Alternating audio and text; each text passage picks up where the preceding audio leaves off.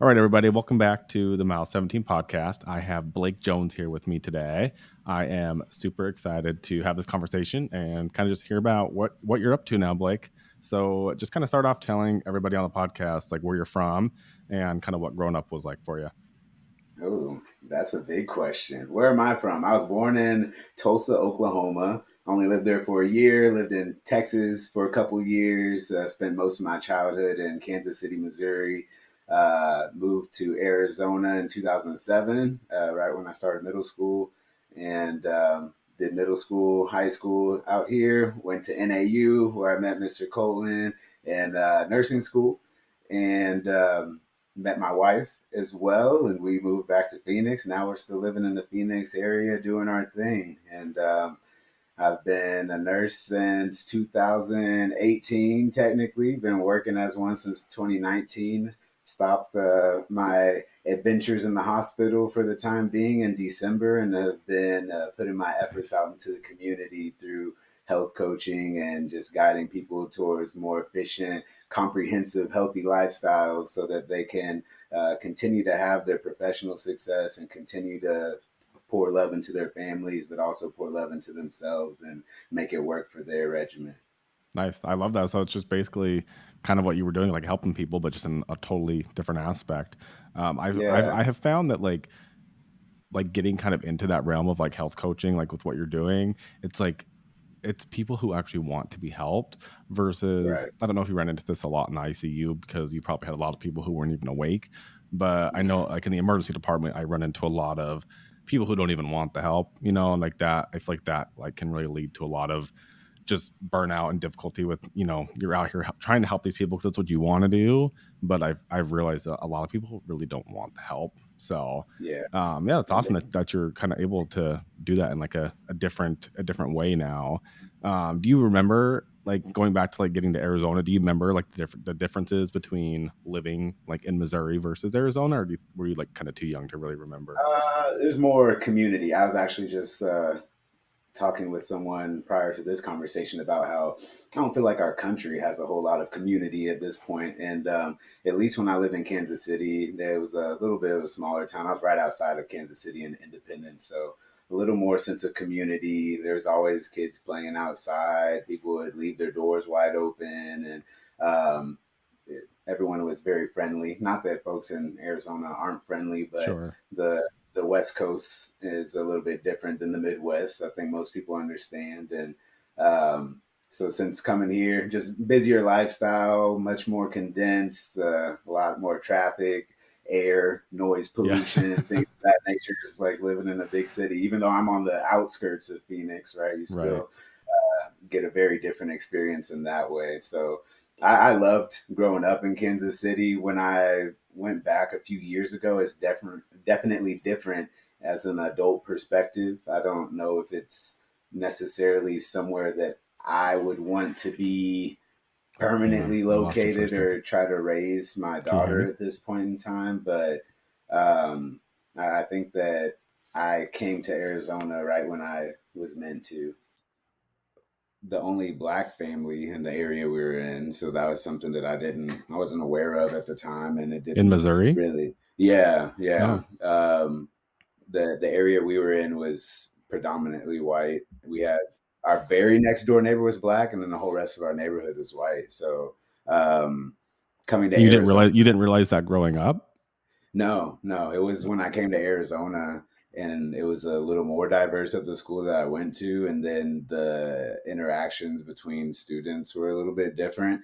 I was just lucky to grow up in a place where nobody really shed light on the fact that I was the only black person there. It was a very accepting community, and it was just a very safe neighborhood that we were in. So coming to Arizona, still was in a good community, a good space, but the the area I was in was very religious. It was a religious area. We lived right by the Mormon church, and so all of our neighbors were Mormon for the most part, which is Hmm. nice. Mormon people have been very kind throughout my life, and um, got involved with a church out here, which was a smaller, tight knit community as well. So kind of had to search for the community in Arizona, at least from where we injected ourselves, right? Right. So was definitely a good foundation for me and experiencing two different states growing up because Sure.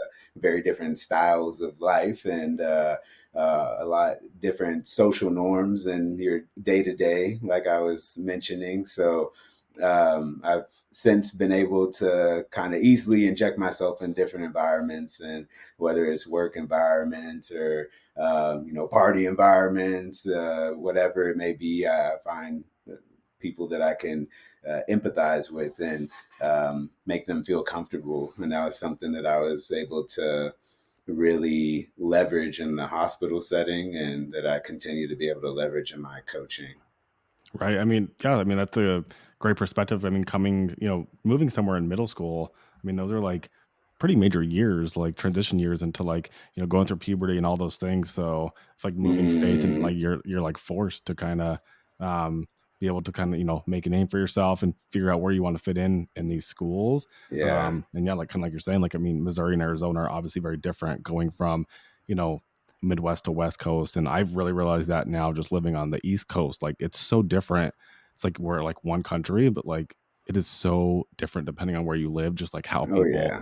how people go about like Very. their day-to-day lives. And yeah, so it's Mm. very interesting. You were in Kansas City before Kansas City was cool, like the Chiefs.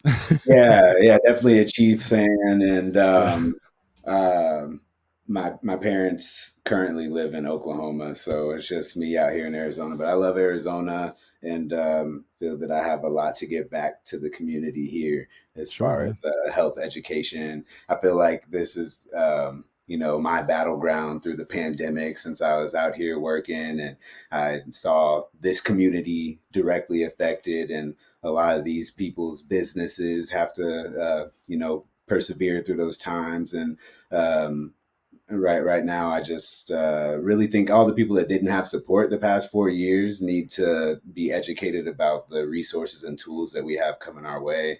And been trying to expose myself to a lot of the innovation that's happening in healthcare and technology, and trying to see how I can push that out to the general public as quickly as possible. nice, yeah, that's awesome. How did so kind of tell everybody like how did you get into nursing? Like how was like what was like I'm the a reason that fourth you generation, fourth fourth generation? generation nurse. Yeah, so it's in my blood. I Yeah, originally wanted to be a doctor. Then, I was interested in being a nurse anesthetist, and my I I'm not afraid to admit that I was damaged by my experience through the pandemic. So again, sure, perspective change, and really just made me question Western medicine quite a bit. But luckily, I've had my faith in medicine restored in the past few months, just in the research I've been doing and the people I've been meeting. There's a lot of fantastic people working behind the scenes to make some cutting edge technology available to us in the coming years, and has restored my optimism, thankfully. But at the same time, we know that the hospital system is pretty broken, and there's a lot of change to be made. And some of these solutions that are being developed have to go through a lot of hoops before they can really be right. implemented. Mhm. Unfortunately, there's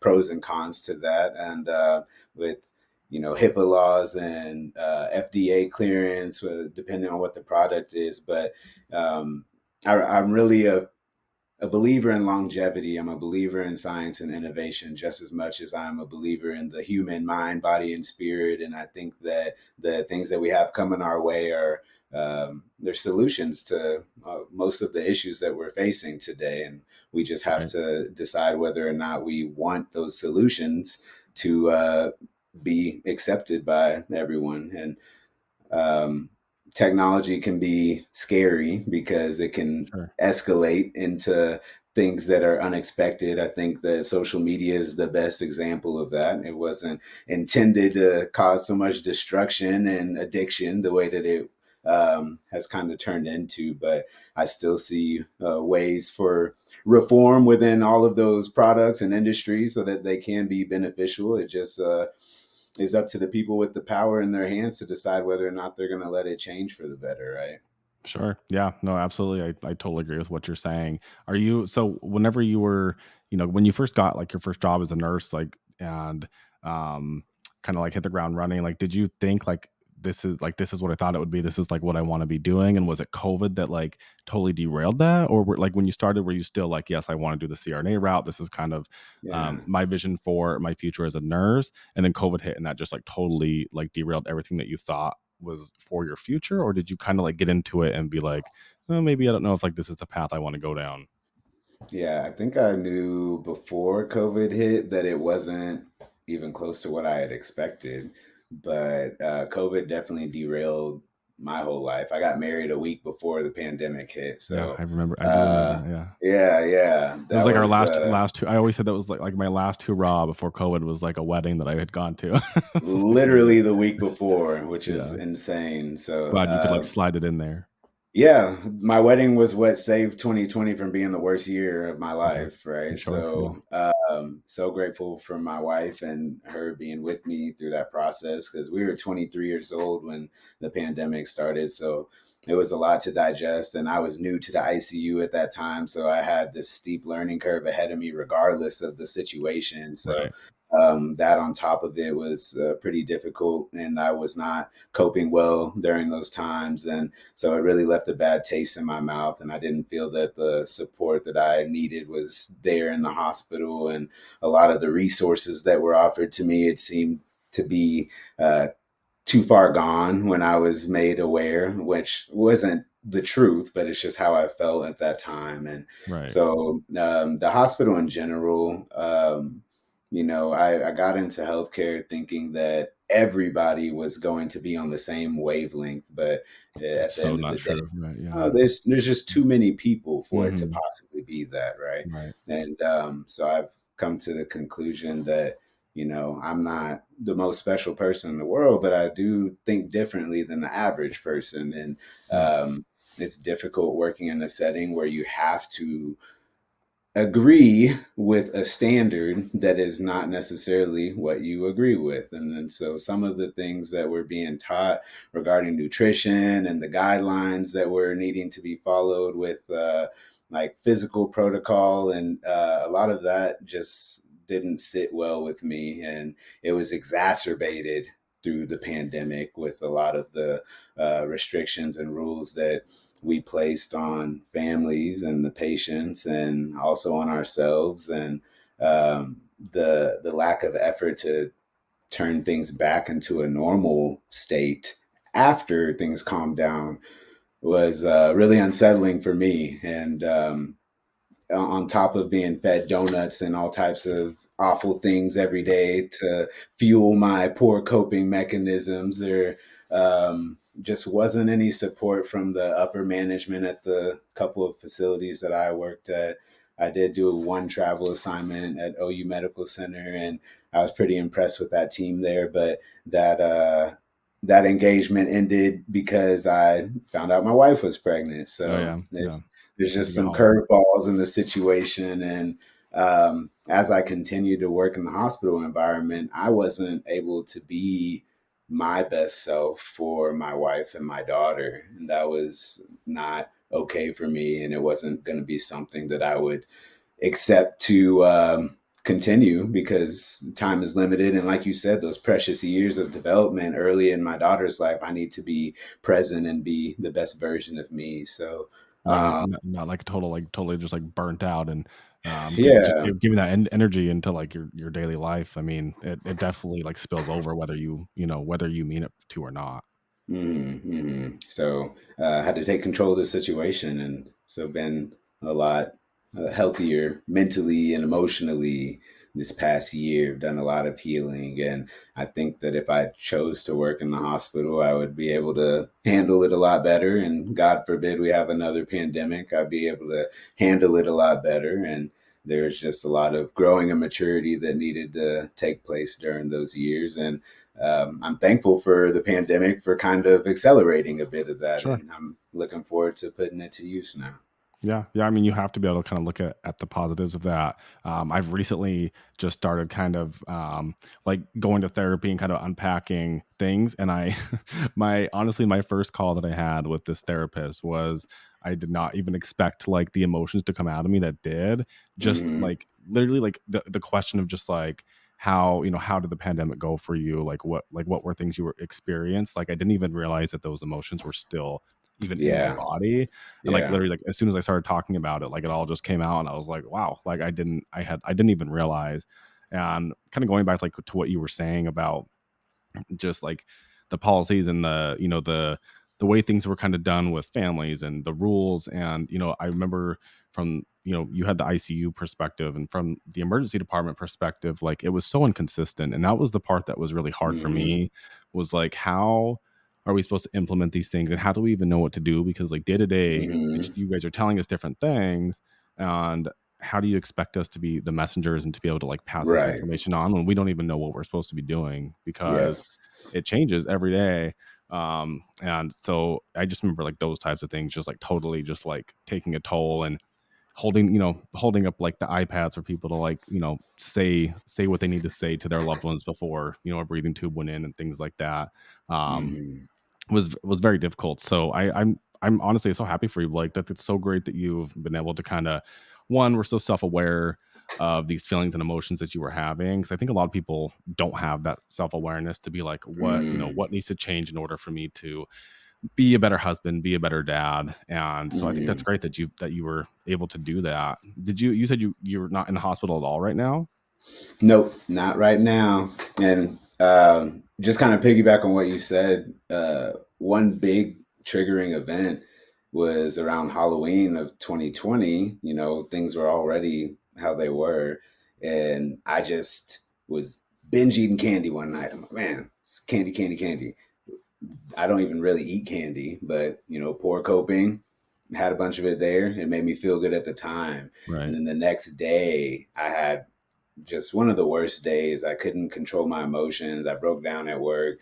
I was in a pretty serious situation taking care of my patients, and like literally had to have people come save me. And just forever grateful to the team that I had at Banner Desert Medical Center. I'll give a shout out there to the ICU team of 2020, because I just don't know how I would progress with even another day of the job without them being there to support me and pick up where it was needed. And they let me get a break because we weren't getting breaks. And they're like, you need a break. I was like, I can't take a break. Like this, and this need to happen. My patients, they're like, you need a break. We'll take care of it. And yeah, that was so important to me. And I just wish that all nurses would get that experience. We know the Sure. term that nurses eat their young, which hopefully you've seen a different, uh, angle of that. I haven't seen too much of that since I've been a nurse. I think that maybe it's improving, but at the same time, I think that our nursing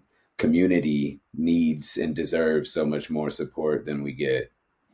Yeah, no, 100%. I think it's really dependent on, I've worked in quite a few different like facilities and kind of departments at this point, and it's honestly kind of like a crapshoot. Like you never know what the culture is going to be like, and what you're saying about having that team, like that's something that like you can't like once you find that, it's hard to like go somewhere else. Yeah. And I've realized since at the same place that you're talking about, Banner Desert and Mesa, I had the best team that I've ever worked with as a nurse Hmm. in that emergency department.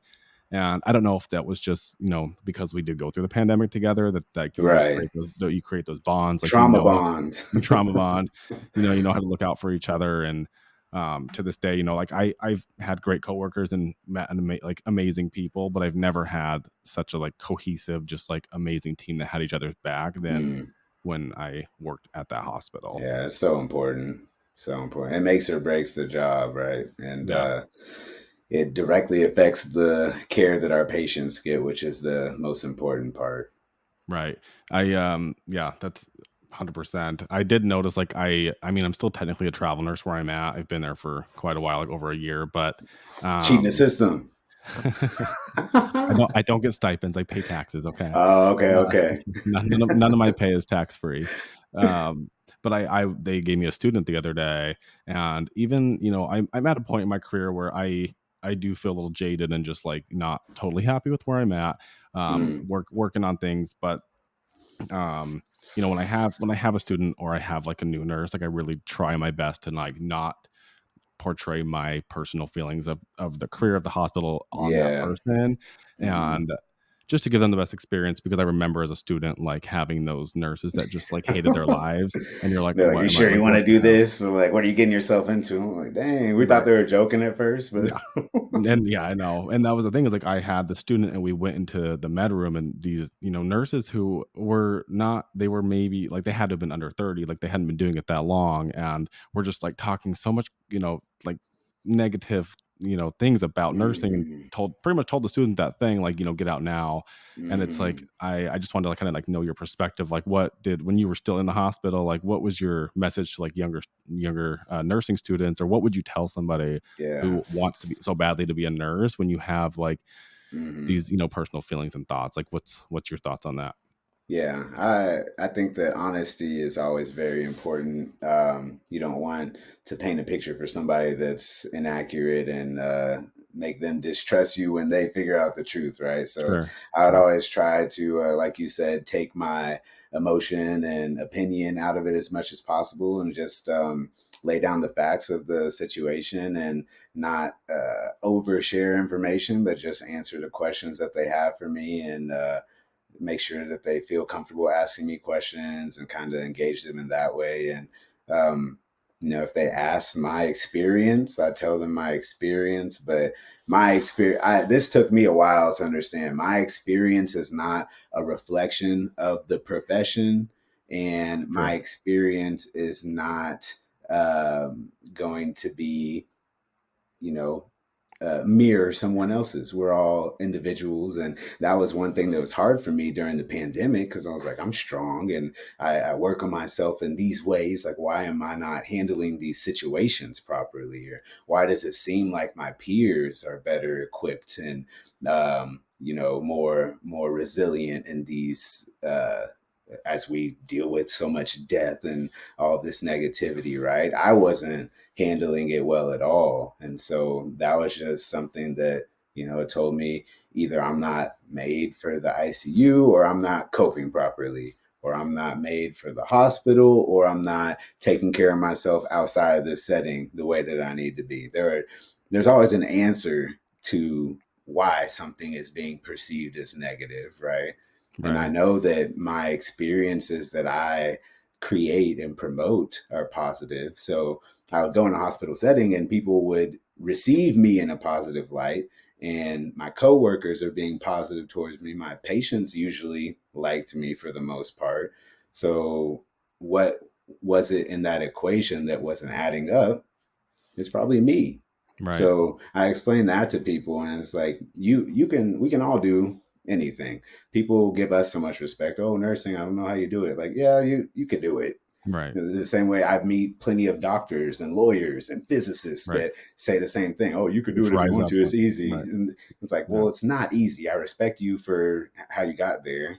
Physicist, you're a science, Right. like crazy stuff. But Right. everybody, their perception, once you're in it and you've put so many hours, it's second nature. Right. We don't have to think about our routine when we're in that setting, right? We just go Right. through it, and it becomes easy in that way. But then if you're dissatisfied, I think you just have to do some introspection and figure out what it is that's missing. And so for me, a lot of it was the coping, a lot of it was the support. And I always try to foster an environment of support for new nurses and people that are inquisitive about the profession, because we need nurses, right? And if Right. even if it's not me, Blake Jones, is going to fill that role, I hope that there are plenty of other people that are willing to, and going to be adequately prepared to fill in those roles, right? So Right.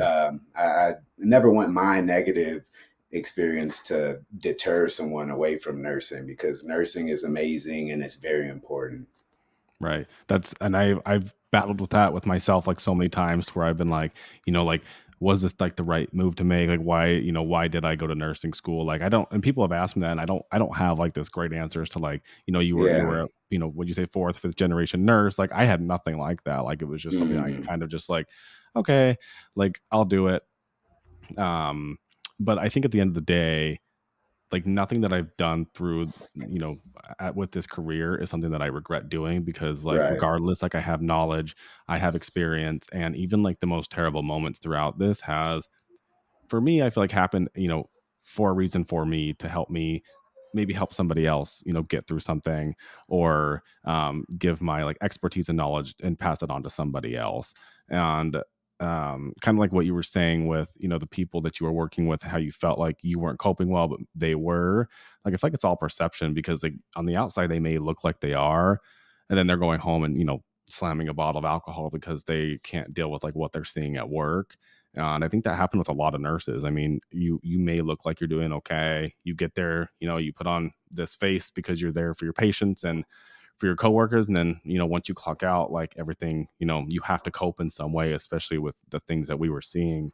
Right. So I think that was really common. I'm sure there's a ton of research out there on the I've heard, I don't know the exact numbers, but just like how much like addiction and mental health crisis has like just like skyrocketed since the pandemic. So Yeah, I mean, large level of trauma involved with that whole experience, right? And that was what I found probably about a year after it all started. And finally felt vulnerable enough and had been through enough with my team that would have those discussions, and then felt like, oh, I wasn't the only one feeling this way. And right, everybody else is struggling the same as me, if not more. And that's why it's important not to compare trauma, and right.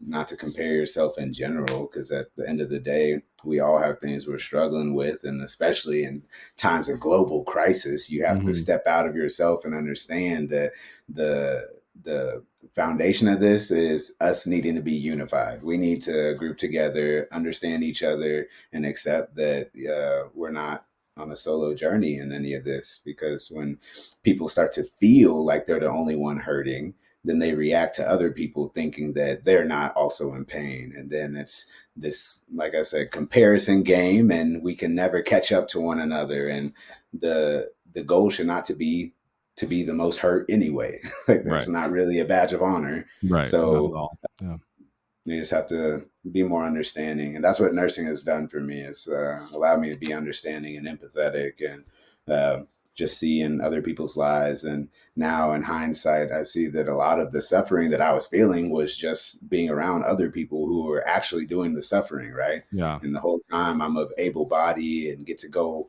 to my home, to my beautiful wife, and then I'm sad all the time, which it's like you can understand given the circumstance. But now I'm like, I can't allow myself to get in that headspace, because I have way too much to be grateful for. right, And I could be, mobiling around with my head down and be sad about it. And one day it's gone. And then how am I going to feel? Right. right, So we have to at least put ourselves in a situation where we can express the gratitude and really enjoy all of the fruits of our labor and all of our blessings while we have them, because there's always going to be disruption around that we can't gain control of as much as we want to. But that doesn't take away from the beauty of the things that are right here in our grasp. So right, I'm grateful for the pandemic for that. And it took a lot of healing for me to say in any circumstance that I was grateful for the pandemic, because from our eyes, it was just all destruction, right? But right. as I meet more people who their um, businesses flourish because of the pandemic, or they met their loved one because of the Hmm. lockdown, things like, there's a lot of good that came out of it. And I wish that as a whole, our world could have more of this growth mindset and just figure out how we're going to take advantage of these situations, instead of continue to cry about it. Because I know I've cried enough about it. And Sure. at Yeah. this point in the past, I can only look at it as a blessing, you know? Right. That's I realized like how like I don't think I had fully like maybe connected with enough people about about the pandemic and the things that they had gone through. But last year, when we had met all of our nursing friends that we have, the Mm, amazing group we have, um and like Havasu, like I can't even tell you how many times like we all sat there and just like cried together. And yeah. it was just like like just knowing that we had like gone through that pain and like maybe didn't realize how connected we actually were through the experience. Just Mhm. being able to like be there with people who like understood, because I think for me, I really struggled with, I would try to like talk to my family and like talk to, my loved ones, and just be, tell them like what I was going through. But like, how do you explain to somebody what's truly happening? Like, if you're not physically seeing these things, like you can't expect somebody else to understand like what's actually happening. Mm, And so just like that experience to like all like be together and like just share kind of like how we were feeling, like what we were like going through, and then just to like cry it out was like so liberating. yeah. Because I even tried to like explain to people, just like the state of healthcare now, as far as like in the emergency department, every, at least where I'm at now, which is pretty much across the board, anywhere you go, like every room has an associated hallway space as well for a patient. And it's always full. Like we treat everybody in the hallway. People coming in with strokes, we're doing it in the hallway. And like when I say these things, like people are like, wait, what, really? And then I'm almost like, for me, I'm like, yeah, like, and then, but people don't realize that, like, unless you're there seeing it, like, you're the one that's dealing with it. You're the one being like that, that person for the patient that's coming in and like dealing with the emotions of the family. And like, Mm. I think for some of us, like we carry that more than other people. I think that's probably why one reason you were maybe affected so much as well is like, I Oh feel like yeah, from what I know of you, you really carry and put people's, feelings and emotions like on yourself. And so then you carry that forward. And yeah. I yeah, think it's because I don't have a lot of baggage. I'm not a baggage kind of person. So it's like I come into contact with people and I'm like, hey, my suitcase is empty. You want to throw something? yeah, I'll yeah, carry around your baggage for you. And yeah, like I said, I think now I'm better equipped and more resilient. And again, it's just being able to continue to have the gratitude while you're having those experiences with people, right? And then when I lay my head on my pillow, the only problems that I have are mine. right, And but like you said, your experience with our classmates and being able to just reflect and let out that emotion and empathize and understand you guys are going through that together. We just have to do that on a daily basis. We're mm, all taking every day together, and right, this experience that we're having is very confusing and very difficult, but that doesn't mean that it's not beautiful and amazing, right? right, And it's always going to be difficult. It's always going to be confusing. We're always going to have all these obstacles thrown at us, and we just have to build our callus over time and make sure we're more equipped. And we can't do that solo. We need a team. We need a right, circle. We need unity and strength because I believe in a collective experience. We are this reality we're all experiencing. Some people have a different reality, and those people are left out of the conversation here. But all of our experiences, all of our thoughts, all of our words, our actions, they affect each other, whether we like it or not, right? And whether it's intentional or not. Me stepping out and interacting with the mailman affects his day. I'll right, never know to what extent. It could have hmm, made his day, it could have pissed him off. But we just have to be mindful of our effect on each other because I get into conversations with people and they think I have like a superpower or something. But it's like, no, I respect you and I'm right, listening to you.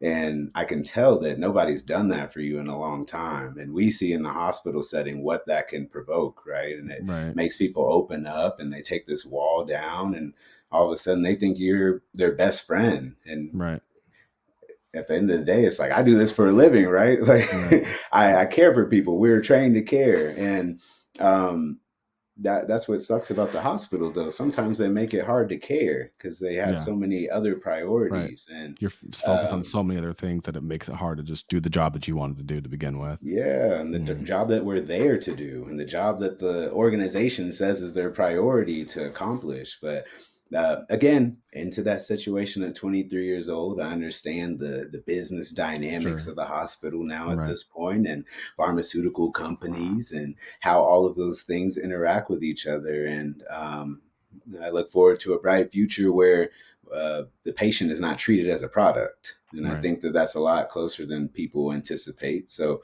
I'm excited to see it roll out.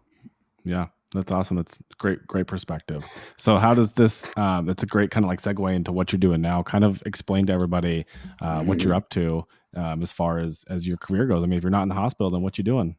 Yeah, it's early phases. Early phases. I'm networking a lot, trying to figure out how I can bring education more to the digital space and make it more accessible and also more enjoyable for the user. So um, the ability to have your information stored and use AI to explain to you what's going to be the best route for you to take care of whatever health issue you're experiencing, whether it's an health issue or just a health goal.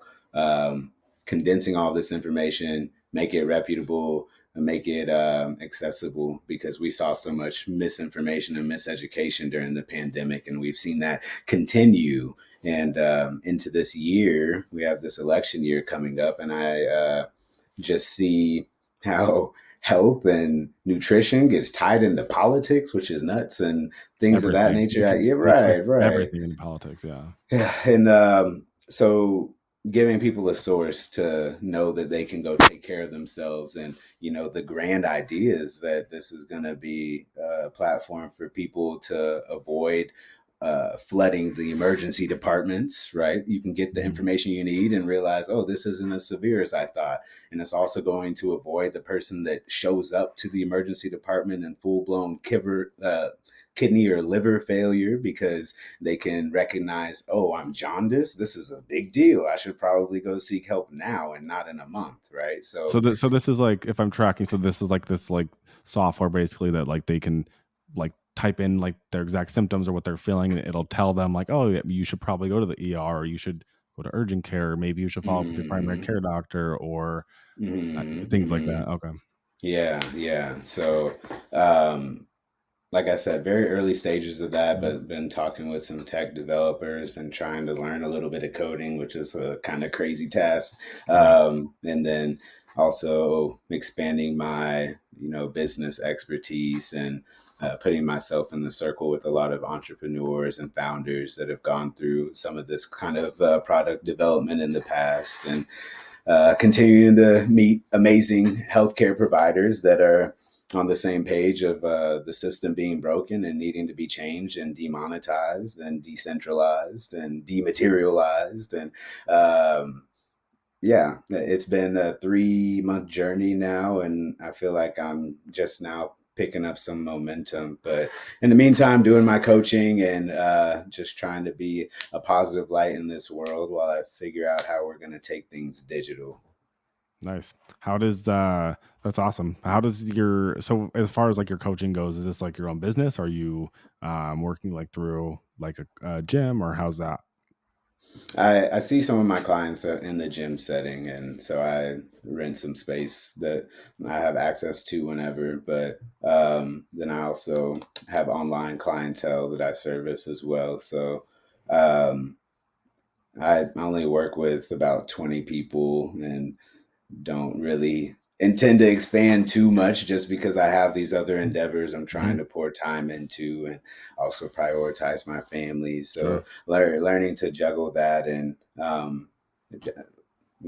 have to leverage technology to make yourself more accessible nowadays. Yeah. So It's not with the easiest AI thing. and things, right, it's not the easiest thing, but again, we can do a lot with artificial intelligence. I have clients reach out to me and ask me a question. In my mind, it's simple, but how do I articulate it and explain it to you? I'm going to throw it in the chat GPT. I'm going to throw it in the Perplexity AI, and then that can gather resources that I send out to my clients very easily. And um, at first I was like, oh, that's cheating. I did what I was going to do for them in 30 minutes in two, but it's being resourceful. And I try to navigate people towards using those tools in their own time as well. But some people still don't think that it's convenient. Not everybody is interested in doing research, and people want fast solutions, which I've learned. And I come from a background of doing things as naturally as possible, but now a lot of my clients are exploring things like the GLP-1 inhibitors, Ozempic and Mhm. semaglutide, and Mhm. also exploring other modalities that they're technological innovations. So Right. I can't say that they're bad, and I don't agree with them. I just wish the order of events would be different for a lot of Sure. people. So I try my best to help people navigate their options. I think it's important for the patient and the client to have options and make the final decision on their own. Sure. And a lot of people get discomforted by that. They want me to tell them what to do. I'm like, I'm not going to Yeah. tell you what to No. do. You have to go to your doctor for that. But I Right. will educate you and see you what is going to fit into your life and be most reasonable and have the best chance of you continuing to pursue, right? Right. Yeah, I think with the I mean, obviously like the Ozempic and the semaglutide's been, huge lately. Even the one of the places I work at right now, they offer it. And Hmm. I see why people do it. It's not, it's great for some people if that's the route that they choose. I think the only thing that I honestly haven't like researched it too much. I just feel the problem I see with it is it's not teaching you any kind of like habit forming. I mean, it's not teaching you like a way to actually just like develop healthy habits to live your life. But again, kind of It's like not what you're sustainable. It's not yeah. sustainable. Well, because that's the thing is like I don't even know like is it like it's a few month process? Like I don't is it like a lifetime thing? Like I don't even really honestly know. People lose the weight quickly. The Hmm. the majority of it is appetite suppression. Right. So eating less is not going to make you healthier, but it Right. will make you lose weight. Right. So a lot of people, their goal is lose weight. I want to lose weight. I want to hit this number. I know I'm overweight. It's like, okay, that's good, but there's all these other factors that we need to take into consideration. And so you can lose 40 pounds in a month and a half. Right. And then where are Then you what? at? Now Hmm. all of a sudden you don't have any muscle mass and your appetite is being artificially suppressed and you're not getting the nutrients that you need because you haven't replaced them with the healthy food. You've just Right. taken away the bad food and Right. you're still eating the bad food, just not as much of it, right? So um, I think that 95% of America, I won't talk for the world because I know this American population, 95% of America could accomplish what they want to medically through activity and diet. Oh, 100%. Yeah, for And sure. that's just a longer process. And so I work with a couple of people that they want to utilize the tools and modalities to speed things up. Now, I don't disagree with that, but when people do that first, they're less inclined to prioritize the other steps. Even if they want to, they're already seeing the results Right. So why would they? Yeah. Yeah. because they don't understand the other results they would get from prioritizing their diet until after they've done it. So having better energy and less Mhm. aches and pains and less bloating and things you can't explain to someone what that experience is like. But if they're so fixated on the weight loss and they have a Right. solution for the weight loss, then they're going to continue to neglect all of those other things. Right. I think So it's because it's not easy, right? I mean, that's why a lot of people don't do never these things. that. Not Nothing's easy. it's not easy Name one easy to thing, Colton. What's one easy thing? what's one easy thing? Sit on the couch and watch TV. That's easy. For some people That's are true. so anxious. They're like, "Oh my gosh, I need to get up and do something," right? That's true. It's dependent on the person. And it's very true because it's actually not that easy for me to sit down and watch TV. Right. I It's a had great an question argument though. with my client about this a couple days ago because I told him, for me, a pull up's easy. He's like, "Well, but pull ups aren't easy." I was like, "For me, a pull up is easy." And then we're talking about, I mean, easy is a relative term. So we want things to be easy, but most things are never going to be easy. We can tell ourselves that it's easy and maybe it makes it easier, but somebody else is always going to think that it's the hardest thing in the world. And so we Right. have to give ourselves credit when we think something's easy because I think that that just shows we put some work behind whatever it is. Right. That's we my partner and I are I somehow coaxed him into running a half marathon with me, and Mm, for a lot of the first few runs we were going on, it was mostly just bitching and complaining and why are we doing this? And I finally told him like if you don't want to do it, then don't do it. It's like it's totally your choice. And kind of the same conversation like, oh, like this is hard. Like I'm like, that's the point. Like if this was easy, like yeah. there wouldn't be the reward of when you actually finish the half marathon. It wouldn't be this thing. It's easy. Everybody would be out here doing it. Like that's the point is you put in the work and you overcome these things that are difficult for you that you didn't think you could do. And then once you finally achieve it, then you're proving to yourself that you can do these hard things. And that leads into like, yes, it's just a half marathon, but then like that can lead into something else in your life that you didn't even realize you just like gained this new skill and like unlocked this new level for yourself that now you can bring into like something that's like totally different than running a marathon or a half marathon. Hmm. Yeah, I think that is just a display of discipline and commitment, right? And you can translate that into a lot of other contexts. So people that actually train for a marathon and complete it, they're able to find success in other areas because what else is there that takes more preparation, right? Right. Other than maybe a test that you're going to take to Right. like a LSAT or the NCLEX, right? But Right. as far as like physical preparation or bodybuilding competition is another good analogy there. But it's hard to get people to commit. It sounds good at first, and if you tell them that the race is 4 hours, it's like, oh, I could do that. It's like, oh, but you're gonna have to put in 100 hours leading up to the Right. race. Then it's a Right. different conversation. I've been flirting with the idea of a marathon just Should because do it. such a small percentage of the population has, and anytime someone mentions to me that they are thinking about it, I tell them to go ahead and do it. I'm like, if you're thinking about it, go do it. So I just got to choose which one I'm going to do. Yeah. What, Yeah, what's you your should. next one coming up? I'm doing so I have 2 half marathons coming up. I'm doing the half marathon in Brooklyn in April, and then me and Kai are doing a half marathon in the Boston area in June, and then I'm doing the Honolulu marathon in December, so I think one of my clients is doing the Honolulu one, so maybe I'll Oh, have really? to figure out how to join in on that. Yeah, oh my god, you should, yeah, I'm so excited for it. Obviously, I mean, that's where Kai's from, so it gave us a good excuse to go back because we already had the trip planned, so we're going twice this year, but, Nice. uh, That's a good excuse. Good yeah. reason. Go over there to I run the feel like whole island. yeah, I feel like the Honolulu one's a good one to do because the weather there is pretty consistent. Like, yes, you may get some rain, but it's not gonna be freezing. Like, Boston is like, you never know what the hell you're gonna get in April out here. That's when the Mm-hmm. Boston Marathon is. Mm-hmm. Um, and, like, like, I ran it last year and it was rain. Thankfully, it wasn't, like, freezing, but they've had, like, record heat on those days. They've had, like, snow. Like, you never know. Like, I'm volunteering this year, Yeah. like, in the medical tents. I think I'll be at, like, mile 22 or something. Um, Nice. I know. So I'm just, like, oh, hoping the weather's gonna Uh-huh. cooperate with us, yeah. Yeah, But I think that it's important to be a well-rounded athlete, and I've lifted yeah, a lot of heavy weights in my time. So I think that it's time for me to put my go venture. cardiovascular to work here. Yeah. Yeah, yeah. It's not I mean, it's not easy, but, I mean, I don't know. It's a great accomplishment. Like, when you're Nothing's done easy, Colton. yeah, I know, you're right. Yeah, I'm gonna think about you every time I say something like that now.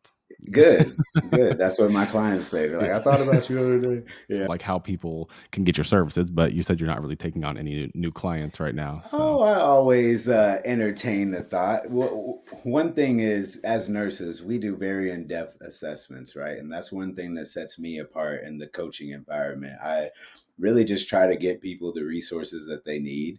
So I always take inquiries and have a discussion with someone. And a lot of times that ends in me pointing them to something that would be a better fit for them. I think that my program being so comprehensive is not what everyone's looking for. Some people just want a workout plan. Some people just want a personal trainer. Some people just want the diet. Not everybody wants the whole thing. And I make my clients look at the whole picture because comprehensive health is my goal. So, elevatehealth.coach, available there. Find me on Instagram. Got a whole bunch of Instagram pages. yeah, Got at elevate.levels, or you can see me at blame it on underscore Blake.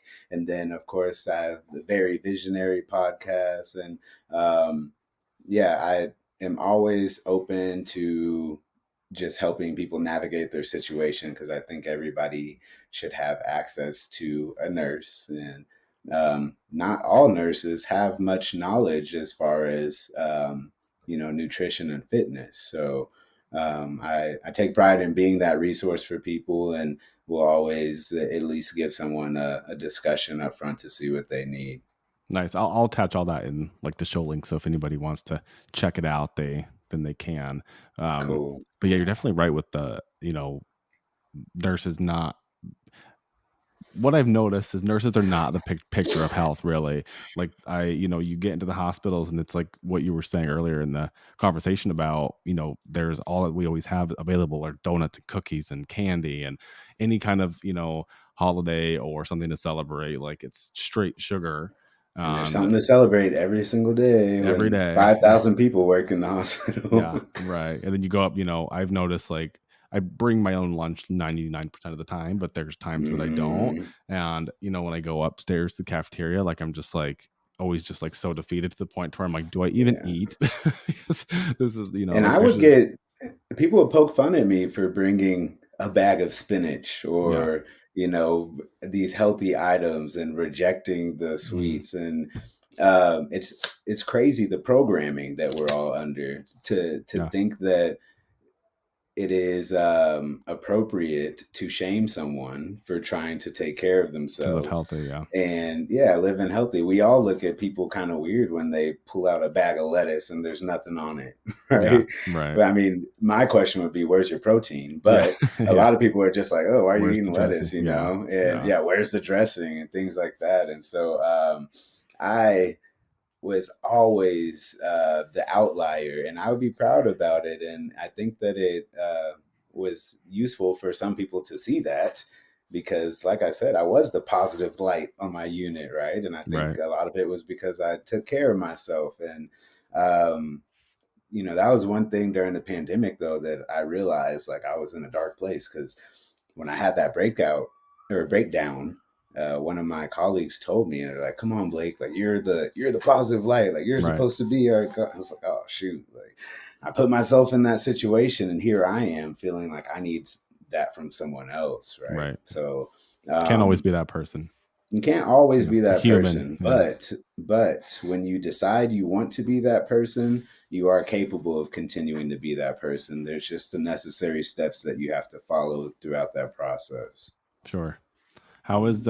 uh how is your, I know you're doing like some no sugar challenge. How's that going? Ooh, thanks for asking. I'm on day 3. I was looking for my water over here. I was like, oh, I didn't bring it in. Definitely get thirstier with no Okay. carbohydrates. A lot of the processed foods that we eat that contain a lot of carbs also contain a lot of sodium. So when people decrease their carb intake dramatically, they're usually in turn decreasing their sodium Mm, intake. So I've been drinking my LMNT electrolyte mixture. It's been saving me. I've had to increase to 2 a day. I usually drink one a day, but I'm now at the point where my mind feels sharp. The first 2 days, my body felt great, but my mind felt off. Now I okay. feel pretty good. So you're not doing, it's no sugar, no artificial Oh, you're sweeteners. gonna get me excited here, Colton. Let me sit up. I'm doing a 22-day no sugar challenge. This is no sugars, but no artificial sweeteners either. So I can't chew gum.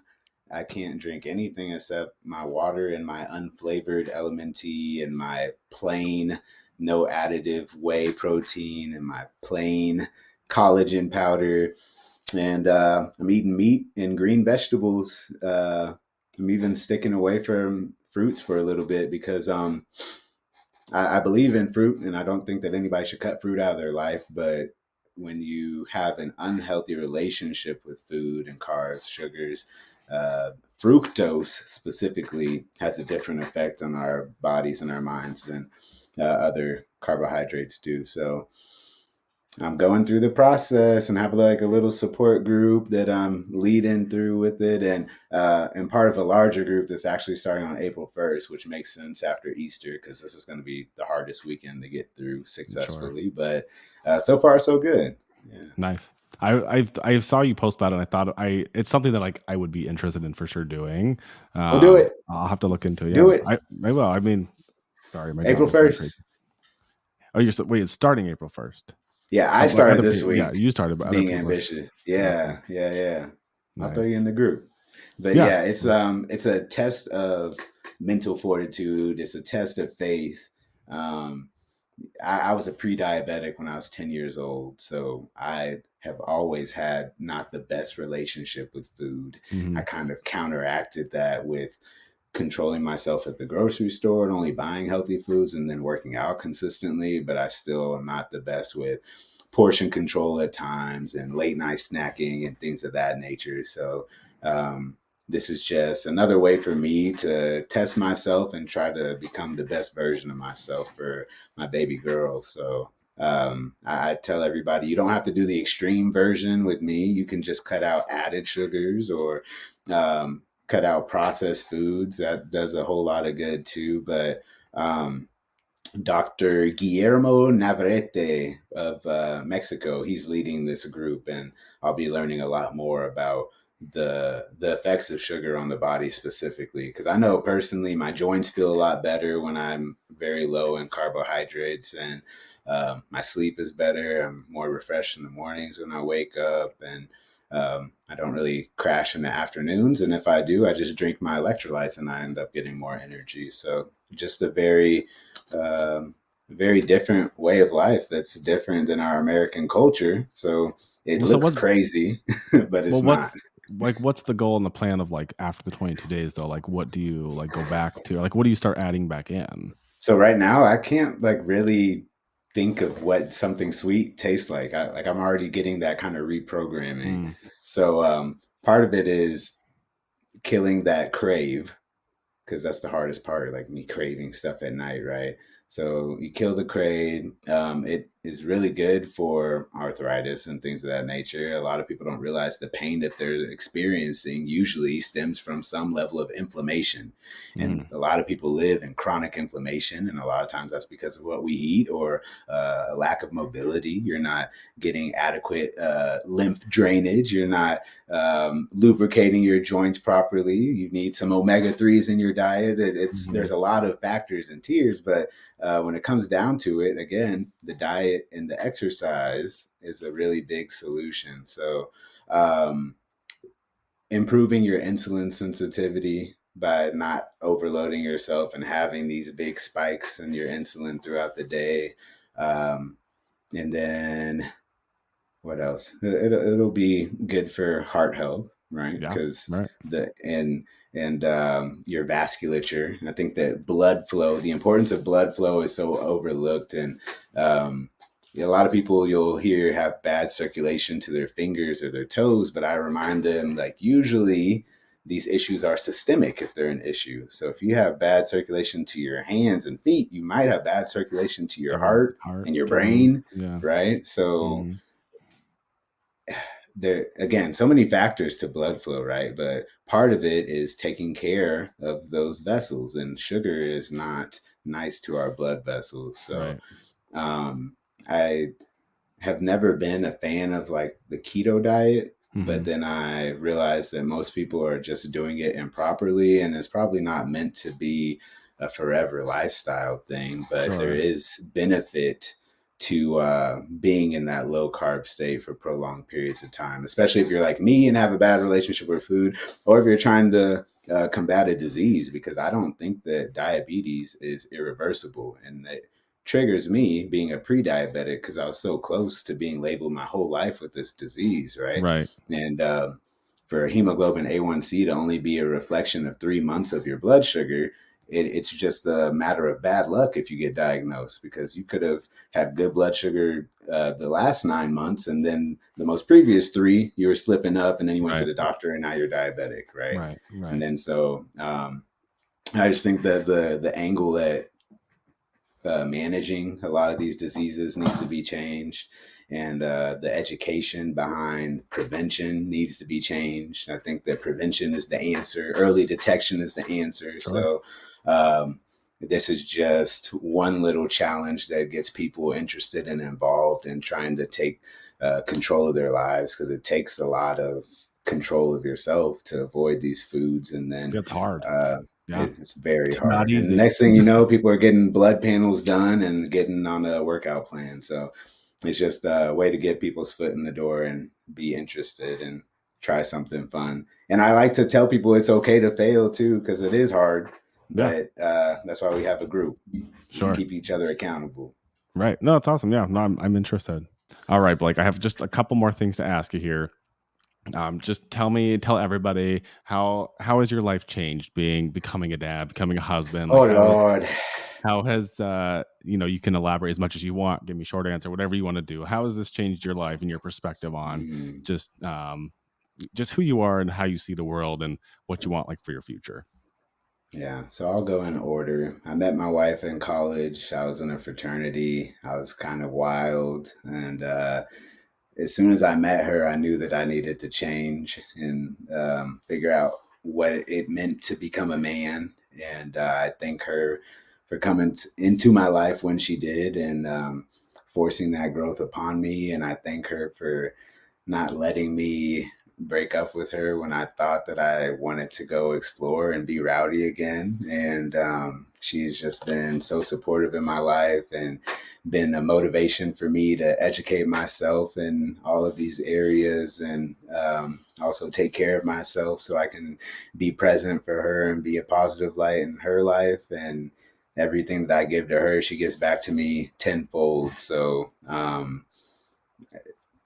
she's been easily accepted into my family, and she's given me a beautiful family, and does a good job just keeping the peace within the home. And I can't imagine life without her. So there's that. I don't know how much more to elaborate upon No, the perfect. presence that she's had, and Yeah, just the purpose that I've gained from her. And then if that wasn't enough, bringing my daughter into the picture just makes me level up my gratitude, and my appreciation for the little things, as they say, just because as she learns about the world and is so interested, and um, points out things that we overlook on a daily basis. And that's something that I already talked about, is like stop and smell the roses, right? right. But Hmm. she stops and looks at the little rock on the sidewalk, and I just pick up on so much more detail and color, and variety in my environment and in my life. And uh, every moment I'm not with her, I'm thinking about her and what I can be doing to support her, and how I can make the future a better place for her. So, really, everything I do now is for my daughter. Even when I'm working on myself and I'm working on the gym, it's like I'm bench pressing because I want to be able to pick her up when she's 20 years old. And Sure. Yeah. I'm doing squats because I want to be able to pick up her kids when I'm 100 years old, right? Right. And it I meet a lot of people that struggle to find their purpose and feel very lost in this world, and I've met fathers that feel that way too, which is disheartening. But for me, building a family was really the only thing I was put on this earth to do, and then everything else is just extra credit. So I feel like I'm in the middle of this experience, or not the middle, I'm at the beginning of this experience. There will be at least one more kid eventually. Yeah. And Yeah. yeah, I can't wrap my mind around that, but I wasn't prepared to be a father until the day that I became a father. So it is just a testament to what faith and unity can do. And I'm really enjoying the experience. It's awesome. You can see it just like totally lights up your face, and you see it in your eyes whenever you talk about um, your wife and your daughter. And I'm so happy for you. I think that's so important. And for people that because for me, for example, like like I don't have kids. I don't really plan on having kids. And I think that Got your there's doggies. I got my dogs. Yes, they're my fur babies. Um, so it is I can see how people have a difficult time like finding that purpose, and when you don't have like it's whenever you don't have like the kids, or the even if you don't have like a spouse or something to pour your entire being into, you just have to be able to find, I think, that within yourself. Like I said, I'm going to Yeah. talk to people who don't have that, like it just like if there's nobody else out there to live for, and to be like like what you're saying with this, you want to be able to pick her up when she's 20 and her kids, and like if you don't have that, Hmm. like at the end of the day, like everybody has themselves, and that's something that I'm trying to get like really comfortable with, is like I'm here with myself till the end, and if there's nobody else to live for, like it's for me to just be healthy and to be able to enjoy Yeah. whatever life has to offer me until the very end. So Yeah. And me, I wouldn't call myself religious, but I'm spiritual, and I feel very connected to the creator. And I think that he put humans on this earth to be creators. And here you are, a content creator. And me exercising my abilities as a creator included bringing children into this world. And as I create content and try to create opportunities, and flex that creator muscle, that just none of them compare to um, bringing a child and seeing her grow, and knowing that that came from you. And that's the next I guess the next rung on the ladder in your lineage, right? You're gonna Right. Yeah. continue your bloodline, and um, it makes, again, I hate relating things to death, but what is life about other than death, right? Right. So when we get to the end, knowing that I have a child there to carry on my ideals and my efforts of making this world a better place is really important for me. And um, one of the most disturbing things I've had to experience is seeing parents lay their children to rest in a hospital setting, Hmm. right? That is a very terrifying thought. Hmm. And that would be the one thing that would kind of disrupt this perspective of optimism I have on the world. And so I think that that's why us as parents would do anything it takes to protect our children. Even the ones that don't have great relationships with their children will go through great lengths to make sure that they're okay at the end of the Yeah. day. Yeah. I I can't even, I'm already like stressed enough about my own life. I can't even imagine having to worry about like another human being. Yeah, it does Um bring that too. yeah.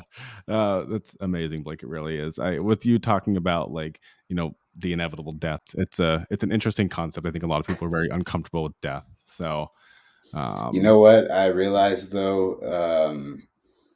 Well, obviously different for us. We've been with death. Death is not unknown and uncertain. We know what that process is like, right? But what makes me more uncomfortable than death is people living forever. And I've met a lot of scientists who are trying to make that happen. And I believe in longevity. I personally have a goal of living to 150 years old, but I know mhm, people that think that, well, not, okay, not think, people are working on regenerating organs. mhm, People are working on regenerating your bones and mhm. preserving the elasticity of your skin and preserving muscle mass artificially. And we have all of these technologies, and what they call it is the escape or longevity. Oh, escape velocity, longevity, escape velocity, where basically the amount of years that technology is putting onto us exceeds what's being taken away from us. And I Wow. don't really like that, but I've met a lot of people that are funding the companies, running the companies, developing the technology to do these things. So again, exciting because we'll have a lot more options for our Sure. patients. But It's a I think bizarre concept. everyone's, yeah, bizarre concept, and kind of changing our experience completely. Yeah. Yeah, that's pretty wild to even think about that that's even like possible. Oh But yeah, yeah. oh Yeah. yeah. All right, Blake. My last question for you. This is the kind of the question that I use to wrap up the podcast episode. Um, Okay. is kind of the whole emphasis of the podcast was based on me running the Boston Marathon. Got to mile 17. I had seen my family and my friends who were there waiting for me. Mm. From then realized I have so much more still to go. I was done. I was over it. I was wet. Like the whole. It was. I just felt terrible, and it was just a time for me that I had to just like dig deep, find that next level, and really just like get myself to the finish line, which was my goal and where I wanted to be. So I kind of used that as like a metaphor for life. Could be a day, a decade, year, whatever that may be for you. Just kind of like give me a time in your life where you had to just like prove to yourself that you could get to the next step, the next place. The decade of 2020. We didn't know what the world was going to be like in 2024 at that time, and just had to take life one day at a time. I only saw myself as a nurse. I didn't really see myself as Blake during that time, so I had to find myself and lean on my support systems and be with nature and do some soul searching. And I'm still on that journey, though I've done a lot of healing and growth. I anticipate that the next 6 years will have a lot more in store for me than the last four did. So I think that every year I experience is the best year of my life, and I continue to maintain that trend from here on. I love it. That's honestly, I love your perspective. I think that it's so refreshing to just talk to somebody who you can tell you do work on yourself. You can tell that like you're very passionate about this stuff, and just like the human body, the human experience, the relationships that you have. Like, just since I've known you, you've always been someone that really, um, you know, waters those plants that you have in your life to grow them. And it's amazing to see what you're doing, and you inspire and motivate me to be better. And I've really been stuck on this hamster wheel of what I do for work, and um I just seeing where you're at in your life, like, it's just want you to know it's motivating, inspiring to me. So thank you for that. Yeah, thank you. That's very kind, and always here to support. And anybody listening to this show, I just hope that they are able to kind of zoom out and understand that my struggle and his struggle and her struggle are all struggles, but we all get what we know of, one life to live. So it's up to us to decide what it's going to be like. And as simple as that, and you got to remind yourself. And I heard you the other day tell people to look themselves in the eyes in the mirror and have a moment with themselves. I tell people that all the time, and they think it's corny and they don't think it'll work until you try it, It works. and you really get an understanding of what other people are seeing when they're looking you Mm, in the eye. right. And get comfortable with that, because you're going to have to live with that as long as we're here. Mm. And lo and behold, that's the biggest prize and the biggest gift that you have to offer to everybody, right? Right. Is your own unique experience. Like, everybody, I forget where I heard this from, but it's like, nobody, you may think that like all these things have already been done. You can't, like, if you want to start a business, for example, and own like a coffee shop, like, you may say like there's a million coffee shops, but it's like, yeah, but nobody's done it your way. Like, Mm-hmm. you are unique. Like, you just being here and being alive, like, means that you're like the first person to have done this, because you're the first person to live your life. So yeah, with what Mm-hmm. I said, with like looking at yourself in the mirror, like, most people don't do that because it's uncomfortable. And like, when you're Mm-hmm. looking in the mirror, like, you're getting ready, you're looking at your hair, or you're, whatever, if you're doing your makeup or whatever that may be, like, you're not looking yourself in the eyes and like actually seeing like the person and the soul in there. And so I noticed, yeah, the first couple times I did that, I was like, oh, it's like a little uncomfortable. Yeah. but then, yeah, you just kind of see like the human, like, that's actually inside of you. So Mm-hmm. And get comfortable being uncomfortable. that's right. Well, thank you, Blake. I appreciate you being here. Like I said, I'll put everything in the show notes for everybody to, if they'd like to follow your journey. And will we see you on the first? Yeah, I'll be there. You'll be there with your no I'll be sugar. there. Yeah. Yeah. I might have a shot of tequila. We'll see.